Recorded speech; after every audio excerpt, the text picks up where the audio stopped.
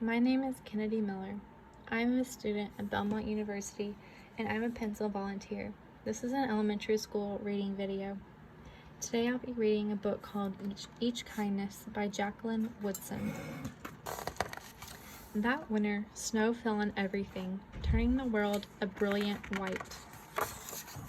One morning, as we settled into our seats, the classroom door opened and the principal came in. She had a girl with her, and she said to us, "This is Maya." Maya looked down the floor. I think I heard her whisper hello. We all stared at her.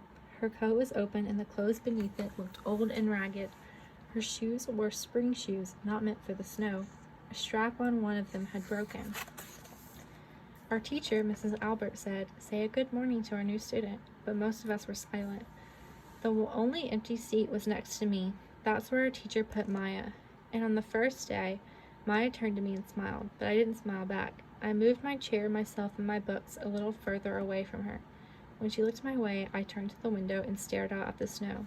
And every day after that, when Maya came into the classroom, I looked away and didn't smile back. My best friends that year were Kendra and Sophie. At lunchtime, we walked around the schoolyard, our fingers laced together, whispering secrets into each other's ears. One day, while we were near the slide, Maya came over to us. She held open her hand to show us the shiny jacks and tiny red ball she had gotten for her birthday. "It's a high bouncer," she said, but none of us wanted to play. So Maya played a game against herself. That afternoon, when we got back into the classroom, Maya whispered to me, "Bet you can't guess who the new Jack champion of the world is." Behind me, Andrew whispered, "Chloe's got a new friend, Chloe's got a new friend." "She's not my friend," I whispered back. The weeks passed. Every day we whispered about Maya, laughing at her clothes, her shoes, the strange food she brought for lunch.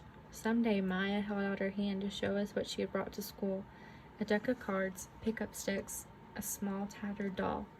Whenever she asked us to play, we said no. The days grew warmer and warmer, the pond thawed, grass began growing where snow had once been. One day, Maya came to school wearing a pretty dress and fancy shoes, but the shoes and the dress looked like they belonged to another girl before Maya. "I have a new name for her," Kendra whispered. "Never knew. Everything she has came from a second-hand store." We all laughed. Maya stood by the fence. She was holding a jump rope, but she did not come over to ask if we wanted to play. After a while, she folded it double, rolled the ends around each other, and started jumping. She jumped around the whole schoolyard without stopping. She didn't look up once. Just jumped, jumped, jumped. The next day, Maya's seat was empty. In class that morning, we were talking about kindness. Miss Albert had brought a big bowl into class, filled it with water. We all gathered around her desk and watched her drop a small stone into it. Tiny waves rippled out away from the stone. "This is what kindness does," Miss Albert said. "Each little thing we do goes out like a ripple into the world." Then Miss Albert let us each drop the stone in as we told her what kind things we had done. Joseph had held the door for his grandmother. Kendra helped change her baby's brother's diaper. Even mean old Andrew had done something. "I carry teacher's books up the stairs," he said, and Miss Albert said it was true. I stood there holding Miss Albert's rock in my hand, silent.